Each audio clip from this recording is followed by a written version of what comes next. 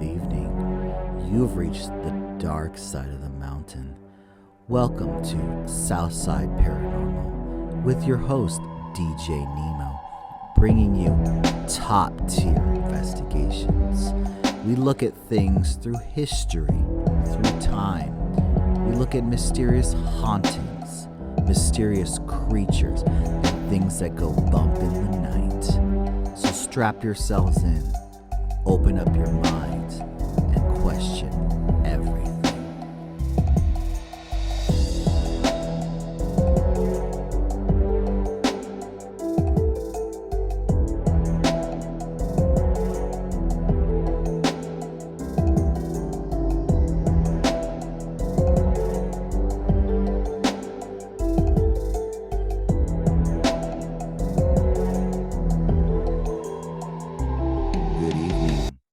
You are tuned into South Side Paranormal with your host, DJ Nemo.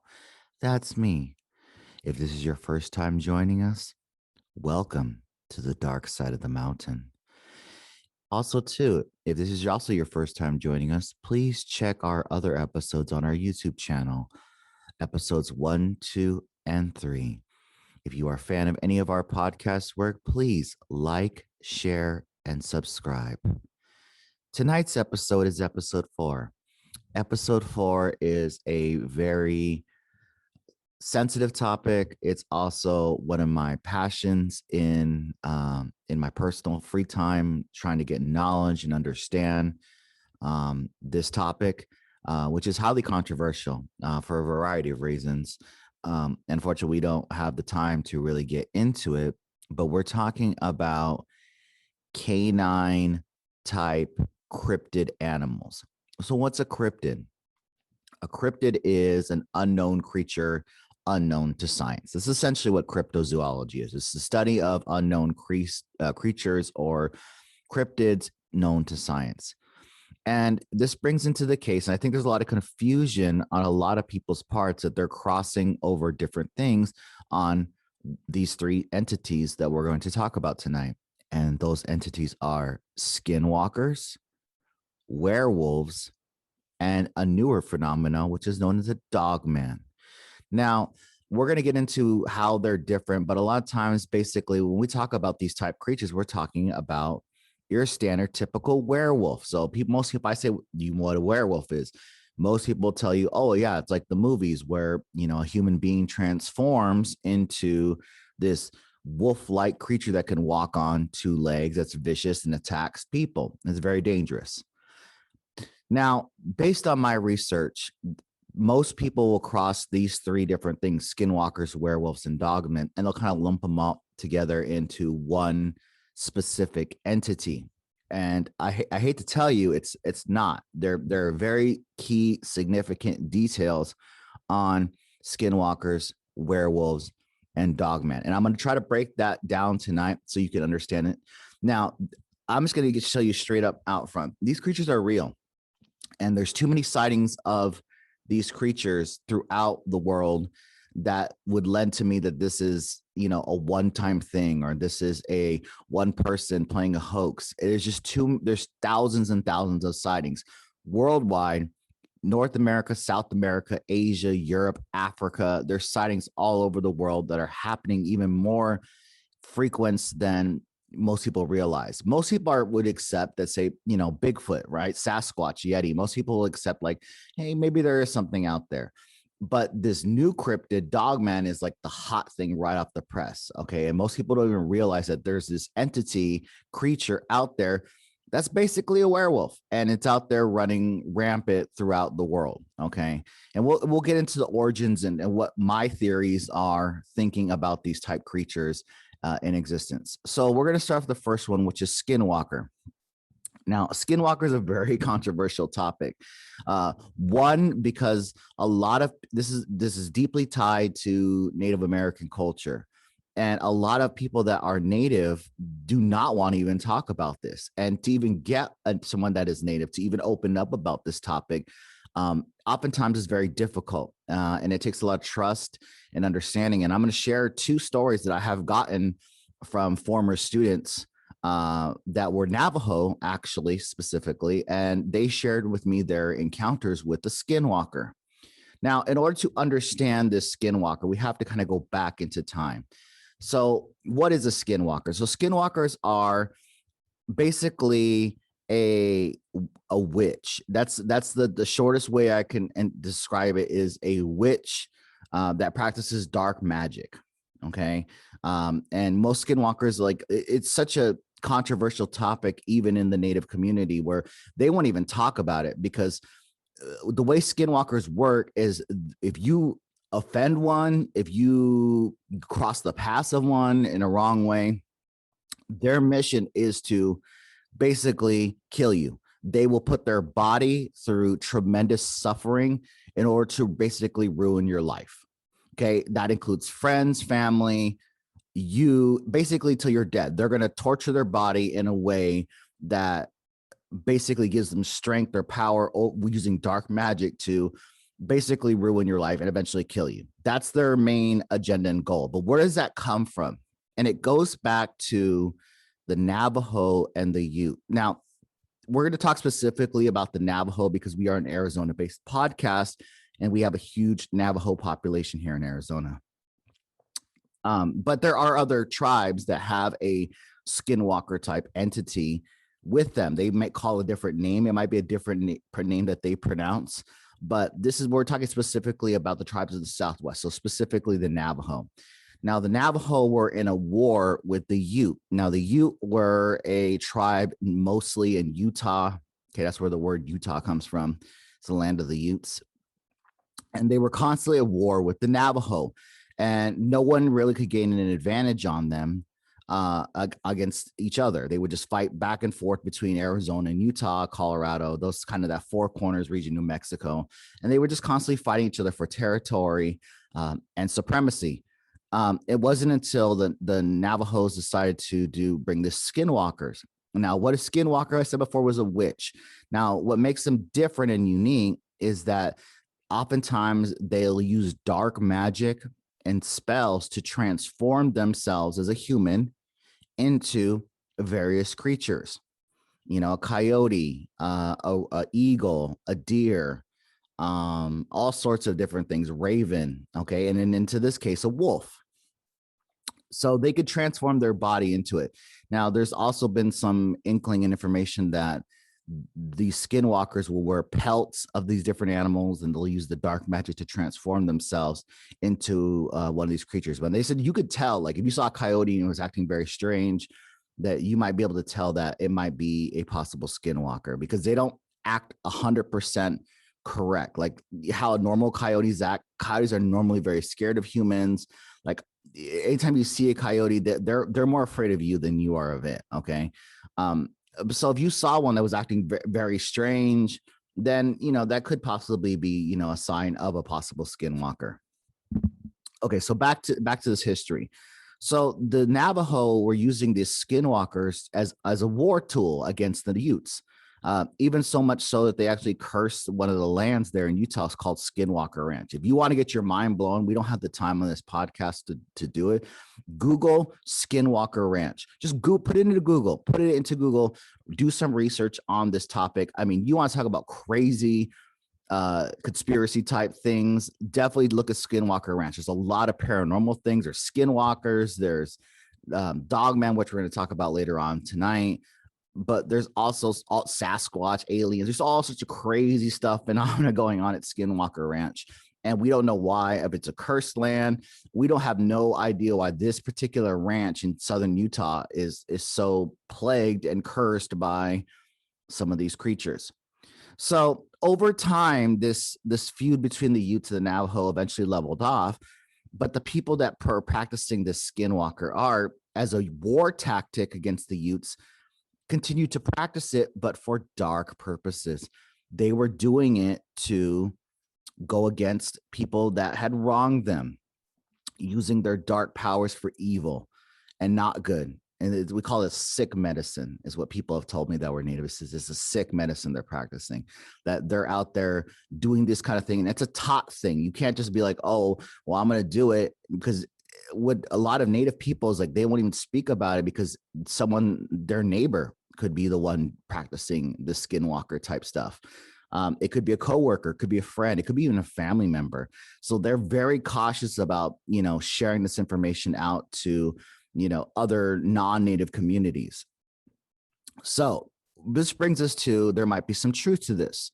So I had two students that, like, I'm gonna share. The first one was with a young girl, and I had her in sixth grade, seventh grade, eighth grade. Okay. And then she eventually, I caught up with her later on when she was in high school. And, we reconnected because, like, I would bring the students to the high school and we would do tours and everything like that. And then she was the one that told me about this story. Now she's full-blooded Navajo.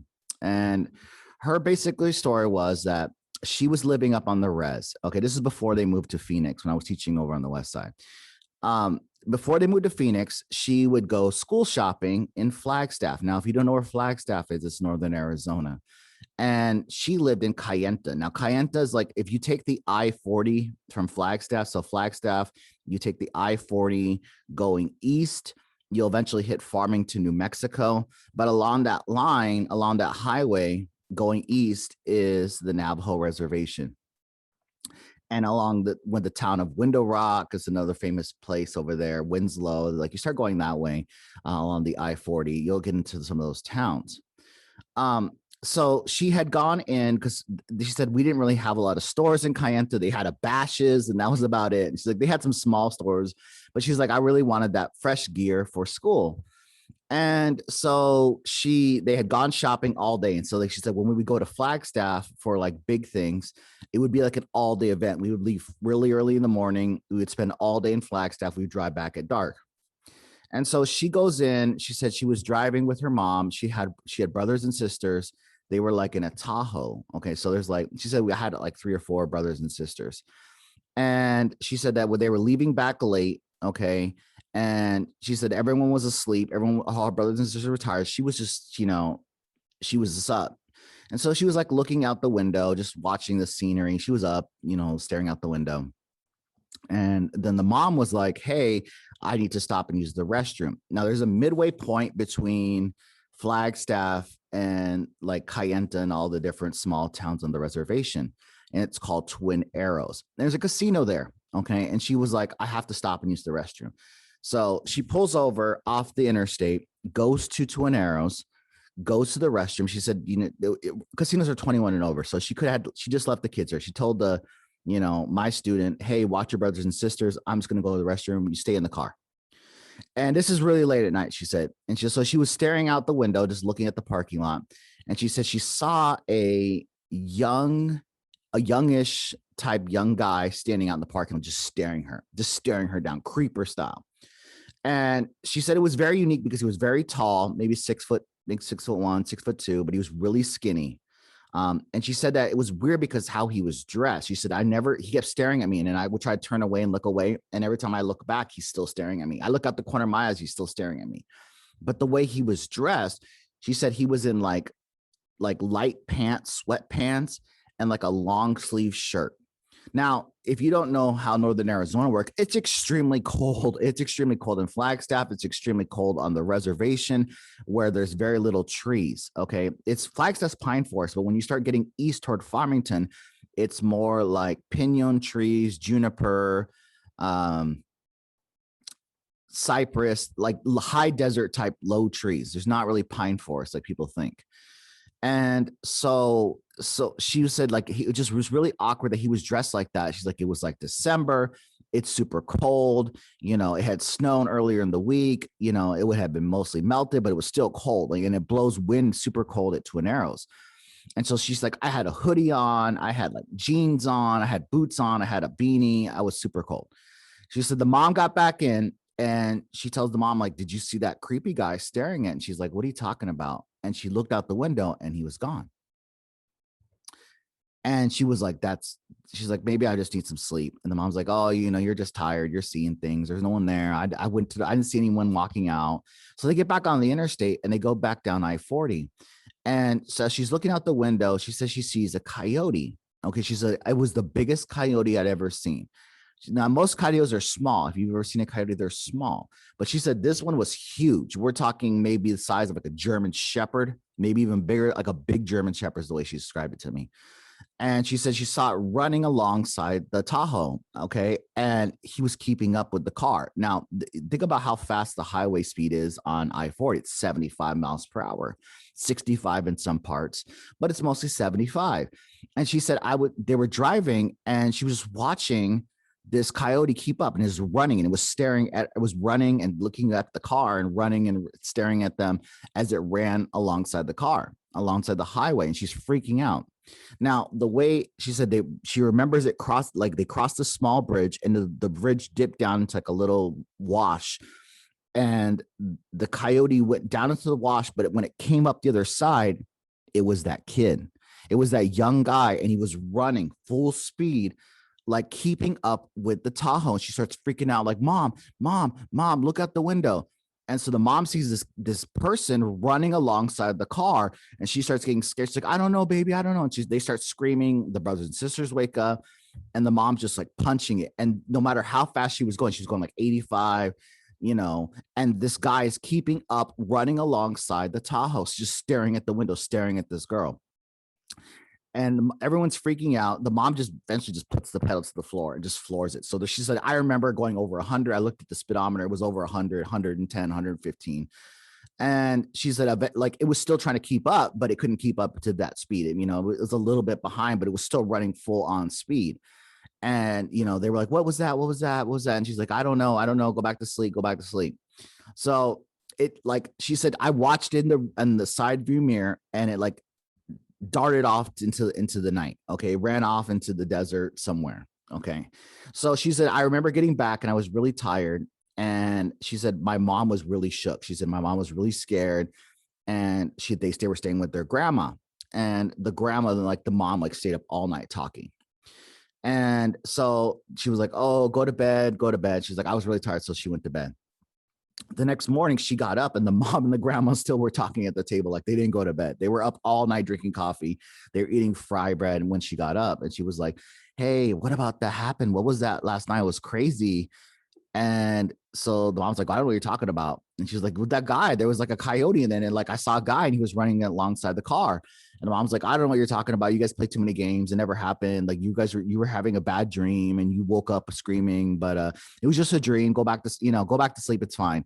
And like, they would never talk about it. And she said that was always very sus to her, that she, would try to, every time she would bring it up, the grandma and the mom would shut it down completely. Like, nope, I don't know what you're talking about. That never happened. And it was just crazy to her. She says, like, no. And she's like, I know what I saw. Like, mom, you saw it too, and to this day, like, the mom and the grandma would never, ever talk about it. They would never talk about what they saw. And she told me that she honestly believed that was a skinwalker. And she said she doesn't know. And like, after that, they moved to Phoenix. They didn't have any other issues, but that story is crazy. I mean, how did you go from a coyote to having that superhuman speed that you can run up and keep up with a vehicle? Now, the other story I'm going to tell you is with another student. They were half Navajo, actually, and they would spend summers on the reservation with their aunt and uncle. And so this story goes is that they were playing outside, and they heard whistling. And any person that's native will tell you, like, you never ever go whistling. This is your pro tip from your DJ Nemo. Don't ever go whistling in the forest, especially in the woods if you're alone. And especially if you hear a whistle back, you need to definitely get to safety, because there are very documented cases of cryptid type creatures that have like took that as a sign of aggression. And they have caused people tremendous terror, damage to vehicles and to all sorts of things by attracting that kind of thing. So they say never go whistling in the woods ever. And definitely never, ever, if you hear whistling and you're not whistling and you hear whistling back, don't whistle back. You need to take off and get to safety as quickly as you can. So they said they heard whistling. It was very freaky. And like, they told their aunt and uncle, they were like, hey, we heard whistling outside. And they were like, okay, we'll go into the trailer. And so she said they were in a trailer. And what was crazy about this story is that the aunt and uncle like, oh, we have to go into town. We're going to go to Bash's. We're going to go get some food, but stay in the house, watch your cousins. So they were in the house watching the cousins, and they said they heard like someone tapping the window tapping the side of the trailer, like tap, tap, tap, tap, tap, tap, all the way around. They could hear it like walking around. And it was getting scared because like the cousins were getting scared, and they were like in 7th grade. They said they were the only there one that was like remotely older, and they were super scared. And what makes the story even crazier is that they heard like tapping, and then my student would just go listen against the door, and they heard like sniffing through like the coming from the door, like, and it was high up to like at the top of the door frame. Think about where the top of the door frame is. They heard sniffing at the top of the door frame. But this is where the story gets crazy, is that they heard the sniffing, and then they heard a punk on top of the trailer. Something leapt from the ground to the top of the trailer, and they could hear it doof, doof, doof, doof, doof, like walking on the roof. And at that point, they were freaked out, and they knew that they had like a gun in the house that they used to kill like the sheep that they had. They had like a little pen of sheep out there. And so they were like, I don't know what I'm going to do with like a 22, but like that's all they knew how to use. So they got the 22 and they were like loading it. And they were like, they remember with their cousins just sitting in the middle of the living room, huddled up. They were crying and scared. And they could hear this thing like doof, doof, doof, doof, walking on the roof of the trailer. And what's crazy is that they said they heard a lot of the roads in the reservation are dirt. And they heard their aunt and uncle coming back, and they could hear they could see the headlights coming down the dirt road. And they heard the thunk right off the roof, doosh, like, and they could hear whatever it was huge, and it hit the ground, and then da, da, da, da, da, da, and they heard it take off into the night. And the aunt and uncle come into the trailer, and they were like screaming, like, why do you have a gun? What is going on? They were like, there was something on the roof. There was something on the roof.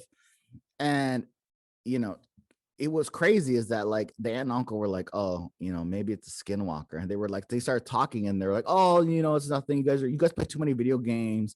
You guys, it's same thing. You watch too many scary movies. You're having a nightmare that doesn't exist, that never happened. And so they never talked about it again. And my student was like, hey, how come again? Don't ever talk about this kind of thing. And they only over time was able to get these 2 stories from them is because I earned their trust. And I'm not going to share their names because this is out of respect. But over time, they've shared their stories with me, and they were like, we know that DJ Nemo is based, and we know that dude has information. He's got stories. He's got all sorts of information out there.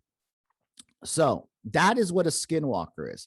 Now, that is completely different than a werewolf. Now, what is werewolf? So there are a lot of different things on how werewolves are, but most go back to lycanthropy. Lycanthropy is an actual disease where someone believes that they're a wolf. Okay. And one of the most famous werewolf documented cases was this case of the Beast of Gévaudan. Now, this is a documented case in France. Now, there are a lot of other werewolf sightings. If you go to other cultures, Germany, England, they have tons and tons of sightings of werewolf type creatures. They have different names for them. But we're going to talk specifically about France because this was documented by not only the King of France, but by several individuals that had sworn testimony that they saw this creature. So in France, they would refer to this creature, this Beast of Gévaudan, like this werewolf, as a loup-garou. So a loup-garou, loup means like man, and then garou is a wolf. Loup-garou is a man wolf, a werewolf. Okay. And then if you go to Louisiana, which had a huge French settlement in Louisiana, they would speak French, like a Creole French, but they would refer to it as a loup-garou. But basically, it's the slang version of loup-garou, which is man wolf. And it deals with this specific case. Now, werewolves believe that it's a curse. This is not something that someone would want. This is something that is a curse placed on them through whatever means, sometimes dark magic, sometimes it was someone transformed themselves and they get stuck like that. It's a curse. It's not a happy thing, and it's not like, oh well, every time there's a full moon. But we're going to get into those analogies of what a typical werewolf is. But basically, it's a curse placed on somebody. And this curse endures at night. They might be a human in their normal daytime, but when this curse happens, that they turn into this creature. So let's talk about this case of the Beast of Gavaudan. Now, this happened in France in the 1700s. And people report in a small town in Gavaudan in France that there was this creature, this werewolf type creature, attacking and killing people in the village. Like we're talking many people, 10s, 20s, 20, 30 people in this village. And it was just crazy because they were getting killed left and right. And they were like, oh, it's a werewolf. It's a giant wolf, as they were referred to it as. And people keep seeing this, people going missing all throughout this area because of this werewolf. The first documented sign that we have is from these two sisters. And one of the sisters, her name is Marie Gendelet. And she actually gets attacked. Her and her sister get attacked on August 11th, 1765. They were basically like crossing the river, washing clothes in the river. So they would go to the river to wash clothes, and they were like crossing the river, and they get attacked by this werewolf. The younger sister of Marie, she's like, take off, go, run to the village, get help. And so she takes off running back to the village.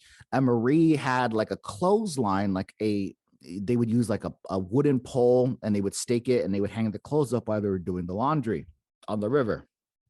And she took down one of these poles, was trying to fight back against this creature, and she stabs it with the sharp end of this clothesline, this pole, and it howls out in pain, and then it takes off back into the woods.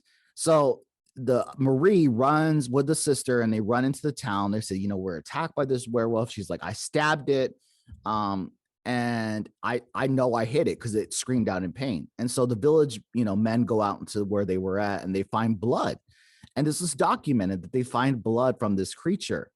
At that point, they realize that this problem is way bigger than what they can handle. And so they decide to send for help. And they actually go all the way to the King of France. This is King Louis XV of France.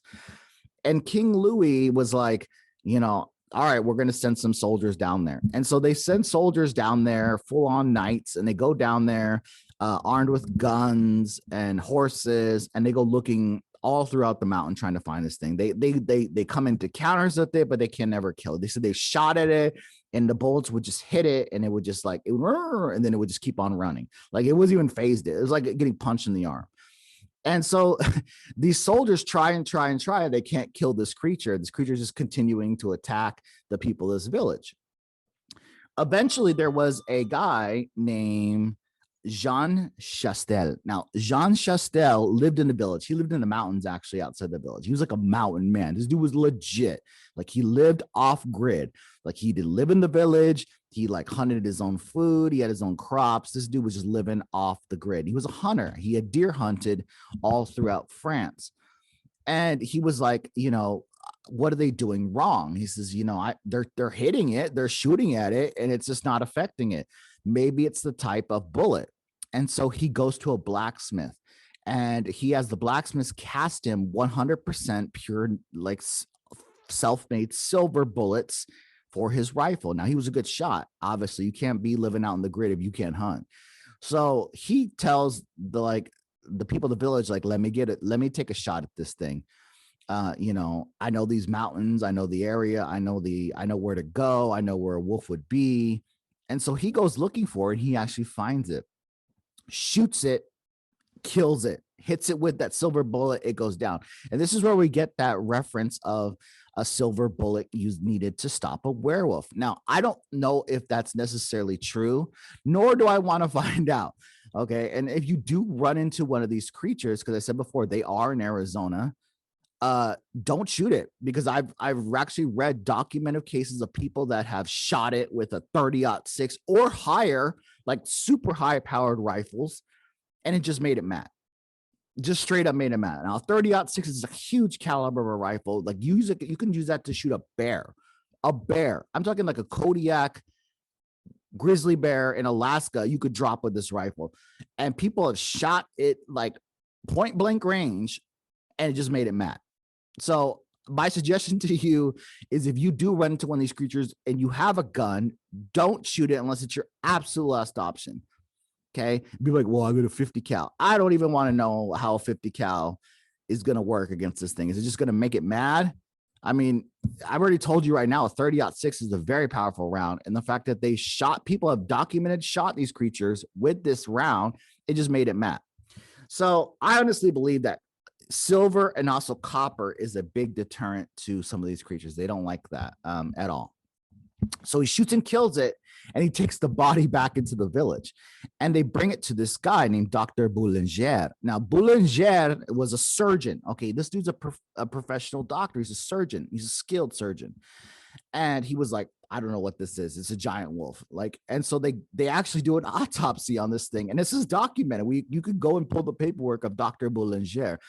Dude wrote an autopsy of like, well, this is a super big wolf. They cut it open, and inside they find the remains of several villagers. I don't know if that means like they found like decomposed hands or feet. I don't know. Clearly this thing was eating people, but they dissect the stomach and pull out human body parts. That's documented. Then this is where the story gets kind of crazy, and this takes for a turn, is that the doctor was like, this is such a unique specimen, we have to stuff it. So they stuff it like a deer head. So people have deer heads on the wall, and elk heads and moose heads and all sorts of things on the wall. And so they decide to stuff it taxidermist style and then keep it as like a trophy. And then they send it to the King of France, and the King of France is like, whoa, that's a really big wolf. And so he was like, I don't know what to do with this thing. And so he sends it to Versailles. Now, Versailles is a very famous palace in France. It's currently a museum. This is where famous artwork of the world is stored. We're talking the Mona Lisa. We're talking paintings by paintings and sculpture by Michelangelo, Leonardo da Vinci, Raphael, Donatello, the artists, not the Ninja Turtles. And they sent it to the Versailles, and Versailles like stuck it and put it in the basement in the archives. Now, that's a last known sighting of this creature. No one's ever seen it again.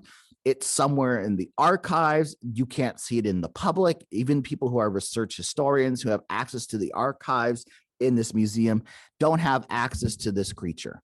And that's the last known sighting of it. And that was the late 1700s, early 1800s, when the stuffed body of this werewolf gets sent over to Versailles. And to this day, we don't know where it's at. So that's the difference between a werewolf. So Skinwalker, we said before, this is a witch that can transform themselves into different type creatures. Now, what about werewolves? Werewolves were cursed, a curse of human being that can transform themselves into a werewolf type creature, which brings us into Dogman. Now, Dogman is probably the most terrifying out of the three. One, because there are documented cases of these Dogmen out there. So what is a Dogman? Now, a Dogman, unlike Skinwalkers and werewolves, which are human in some form, part-time, that they could transform into these animals, Dogmen just stay as a werewolf 24/7.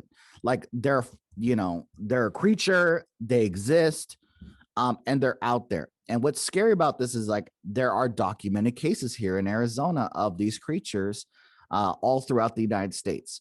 Okay, one of the most famous cases, if you want to learn more about this topic of a Dogman, you need to look up the case of the Beast of Bray Road in Wisconsin. There was a documented Dogman sighting of people that had saw it eating roadkill, people that had like a deer, they went hunting and they pulled the deer out the back of the truck.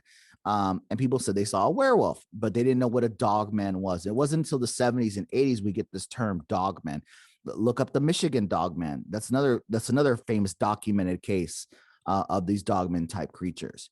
So basically, this creature is a werewolf, and they just exist like that full time, 24/7. And it's a very controversial topic because there's not a lot of information about this creature. While there's tons of information about Yeti and Sasquatch and Bigfoot, there's not a lot about these Dogman creatures.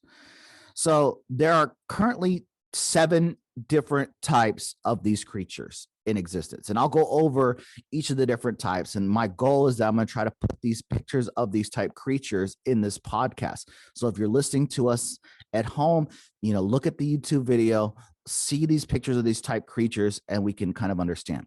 Now, the way they separate these 7 types is by their legs.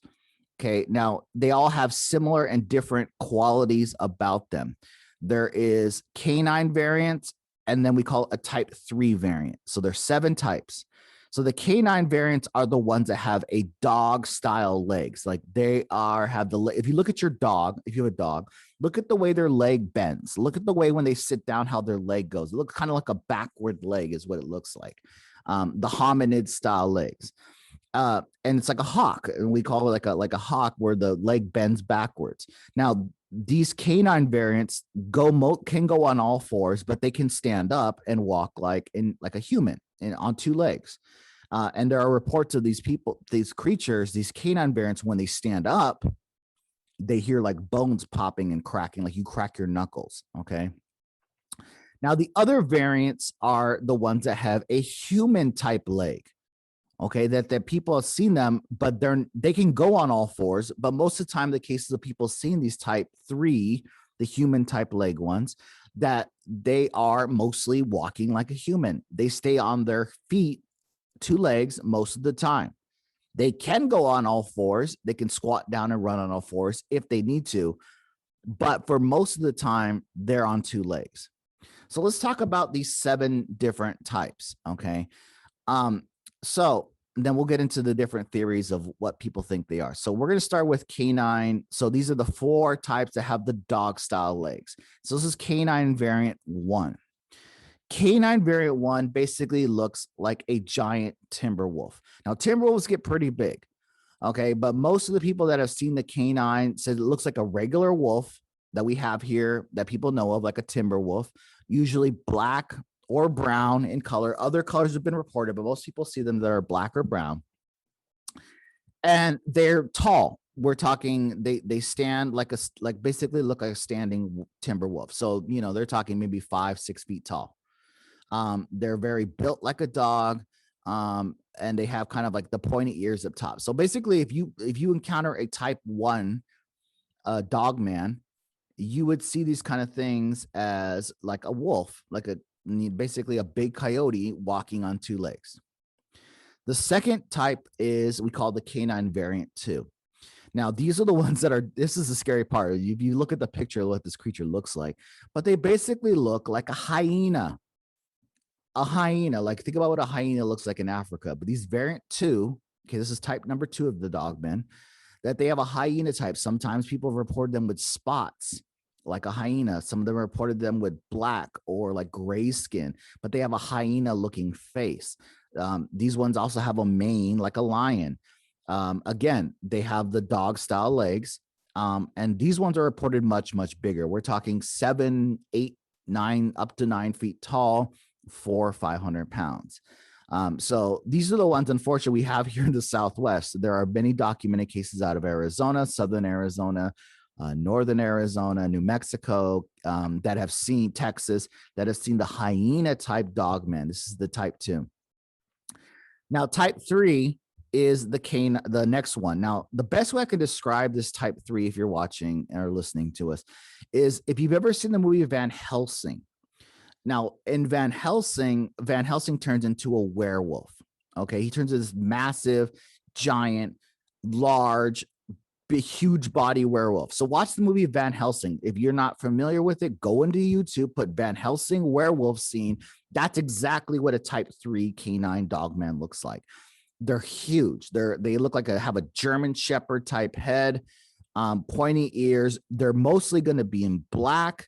But what separates them from the other canine 1 and canine 2 are the fact that this thing is huge. We're talking,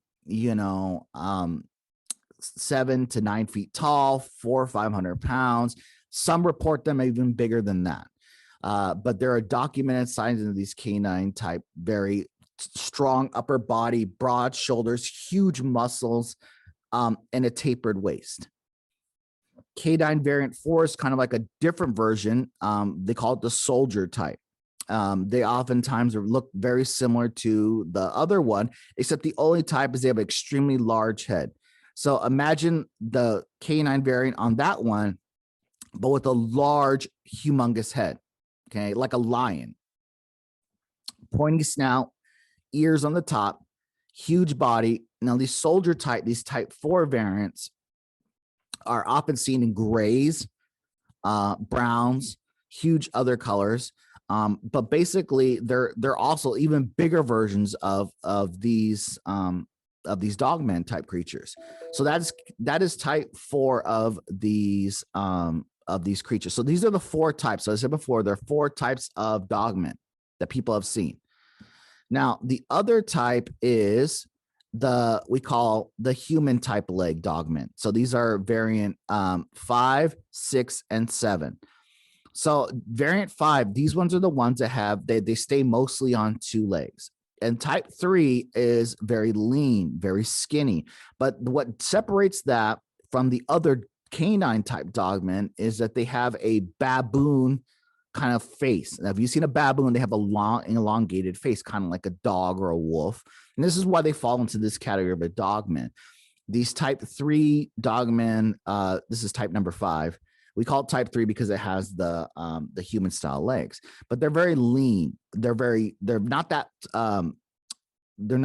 big and muscular. Some people report them 6 feet tall, maybe 200-300 pounds, but they look more like a baboon. Now, the last 2 types, type 6 and type 7, are probably the most dangerous types that we know of. And they are, type 6 is, again, human style legs, but this is like the monster dogmen. Okay, they have a human shaped body. Look like people report them having a huge body like a Bigfoot would have, but we're basically with a chow. They think about how a chow looks like, a chow dog, a chow chow. Picture a black chow chow, okay, on top of a Bigfoot's body. That's essentially what this type 6 looks like. The type 6 is absolutely terrifying. Type 6 and type 7 are the humongous dogmen. These are people that have reported these dogmen at 9, 10, 11, 12 feet tall, close to 1,000 pounds. We're talking 800 to 1,000 pounds, the sightings and documented cases of these type 6 and type 7 dogmen. So huge. These are the ones that are straight absolutely out of, if you're on YouTube, you can look at the pictures of these creatures. They're absolutely the stuff of nightmares, especially type 6 and type 7, which they are extremely aggressive. There's documented cases of these attacking people, ripping the doors off of cars, attacking people, attacking trailers. They're very vindictive. Also, too, I need to say that as well, that these dogman creatures are very vindictive. Like, they don't, especially the canine type 1, 2, 3, and 4, they tend to avoid you. They won't really attack you unless you attack them. Now, if you attack them, it's all bets are off. You're probably going to die. You may not be around to live the story. So my suggestion to you is, if you see one, you need to back away. Show respect. Don't look it in the eye, because most creatures, when you look it in the eye, they take it as a challenge. Like, oh, you want to go to war? Let's go to war. So my suggestion to you is maybe look down and look away. Now, the final type I want to talk about is the type 7. And this is the one we call oftentimes the Gugway. Now, the Gugway is basically, it looks like a Bigfoot with a snout or a muzzle. Think about what most pictures of people have talked about a Bigfoot. These Gugways are basically like a huge, I don't even know how to describe it, like like an orangutan with a dog face snout on it. These are the ones that are monsters. We're talking 10, 11, 12 feet tall. They're mostly documented in northern Canada. If you want a picture of what a Gugway looks like, put in Gugway, Gugwe, into Google and look it up. Also look up the Beast of Seven Shoots.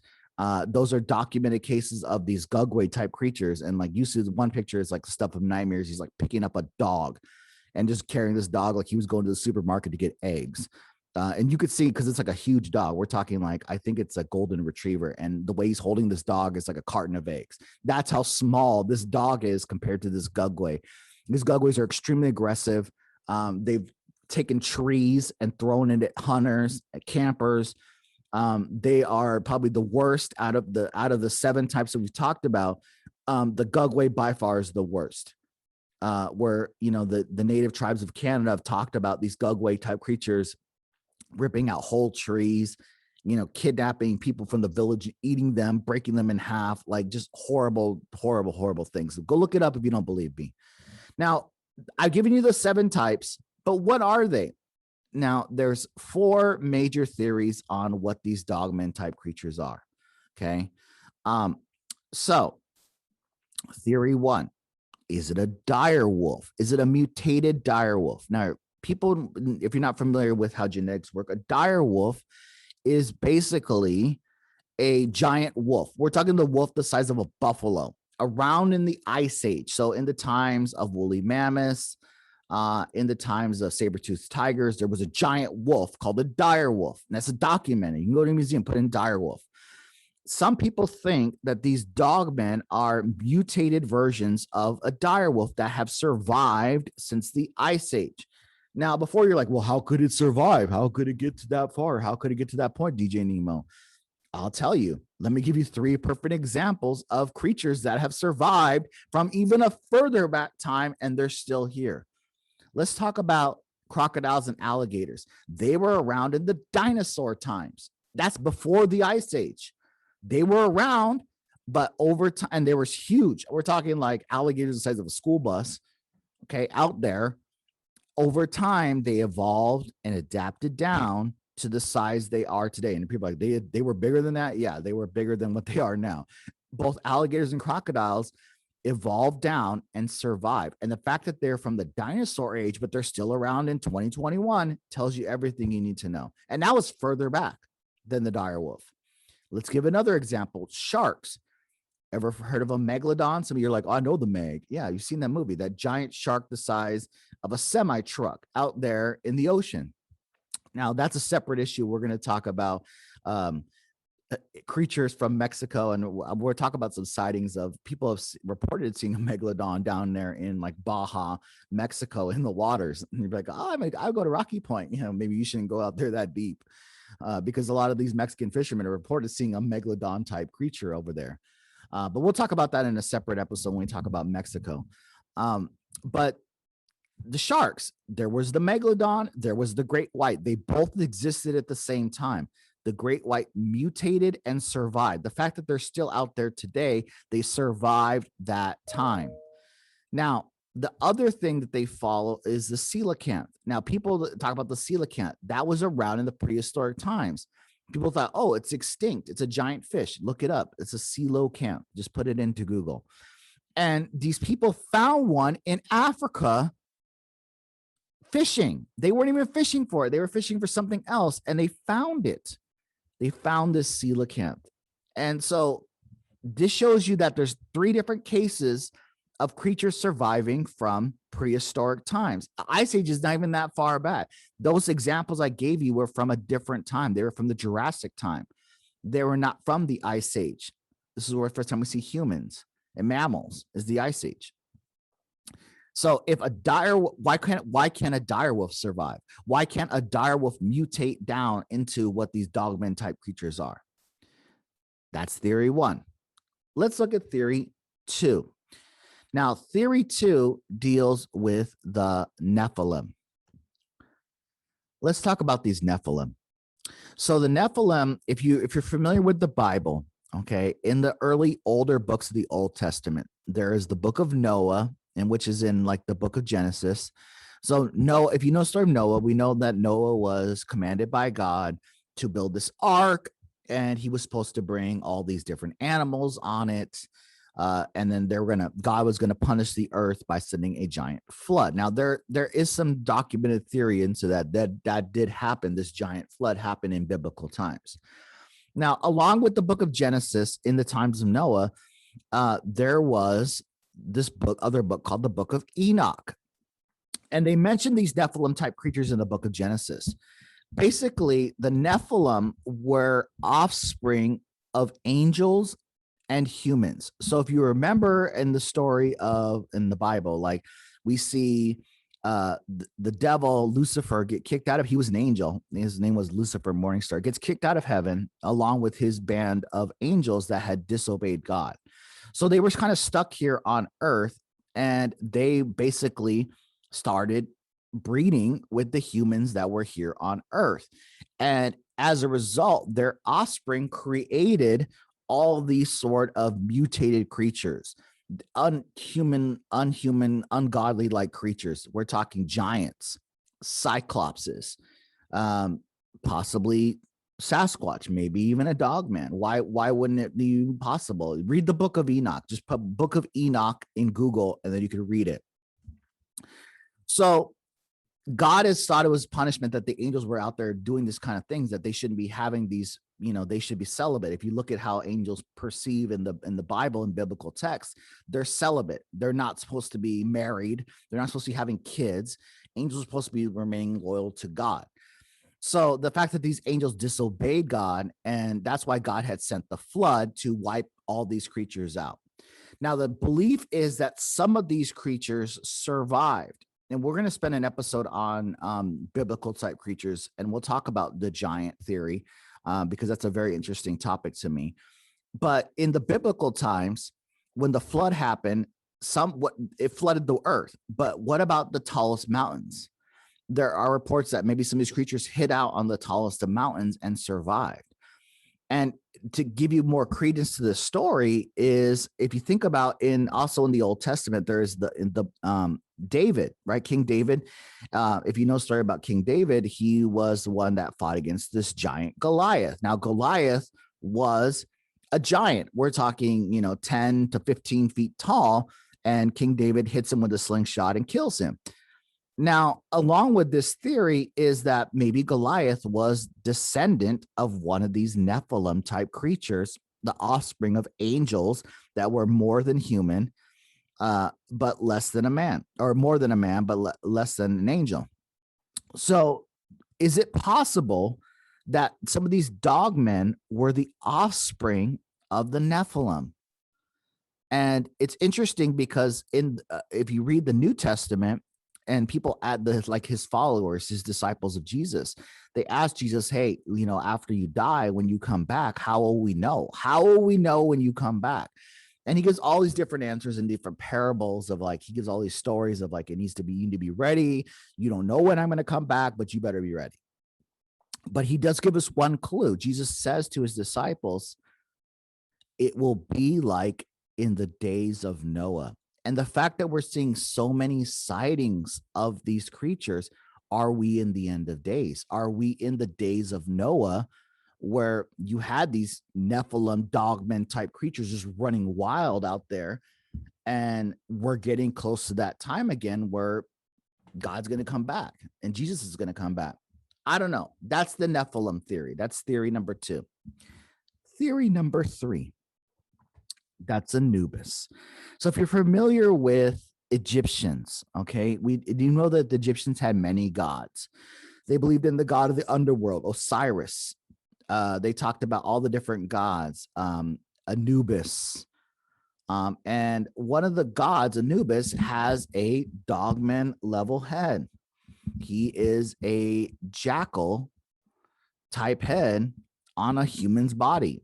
And a lot of people think, in some dogman circles and research, think that dogmen are descendants of Anubis, that Anubis was a god and he had offspring with humans, and the dogman type creatures are the offspring of this Anubis. Now you're like, well, how could that be? He was a god. How could he, well, there's tons of stories in ancient Greece. If you read the stories about Zeus, right? Zeus was a god in ancient Greece, and he came down and had relations with women, and his offspring was Hercules and Perseus. So it's possible that maybe the same theory applies to the Egyptians. Maybe it applies to Anubis. Now, what's crazy about this is that we're going to get into kind of along with that episode on giants and biblical type creatures. soldiers have come back from Afghanistan and told stories of seeing these dogman type creatures over there. Are they in Afghanistan? Are they seeing creatures from this time? I don't know. Now, the last theory is kind of out there, and but we want to give thanks to all this credit, this information. We'll share that at the end, and where I got this information from. If you want to do your own more research on this, but theory 4 is probably the most out there. But there might be some credit. We always like to say, where there's smoke, there might be fire, and that deals with aliens. What if these dogman type creatures are beings from another realm, another planet? Now, hold on, before you're like, what? How could these dogman type creatures be from another planet? Well, let me tell you. Now, in many of these sightings that people have seen these dogman type creatures, people have reported seeing these giant portals open up and these dogmen are stepping through them. And this is when they see them. They saw like a bright light, and these dogman creatures have come out of them. And that's when people have seen them. Now, what is that? Now, here's the story where it gets super crazy, is that one of the reported documented cases is that one of these dogman creatures stepped out of one of these portals and had like a halo. If you're familiar with the game Halo, they had a halo level body armor on. He had the wolf dogman type head, but he had body armor on like Halo. And some people think, the theory goes, is that these dogman creatures are sent to Earth as a test, kind of like the Predator, that these advanced creatures, these dogmen type creatures, come from a different planet and they come to Earth to test, to see if they're ready to be warriors on this planet. And what if some of them here go native? Like they forget their ways. They start going wild. They start eating the deer and all sorts of creatures out there. And they go wild, and they go feral is the term for it. They go feral, completely feral. And at that point, is it possible? Yes. Now, it's like kind of like the Predator. If you see the movie The Predator sent their warriors down here to fight. And if you were able to beat one, then you were respected. But there are documented cases of people seeing these dogman creatures, not only in the wolf form and one of the 7 types, but the issue is with possibly them coming in with the halo armor. Now, before you think I'm absolutely just losing my mind with this theory, it's something for you, and this is what I'm going to finish with, and something to think about. Watch the movie Star Wars, right? Watch the movie Star Wars. I'm talking the episode where Luke, I think it's episode 4, where Luke and Obi-Wan go to the cantina, okay, the bar scene, just put bar scene in Star Wars. And I want you, don't pay attention to Luke and don't pay attention to Obi-Wan.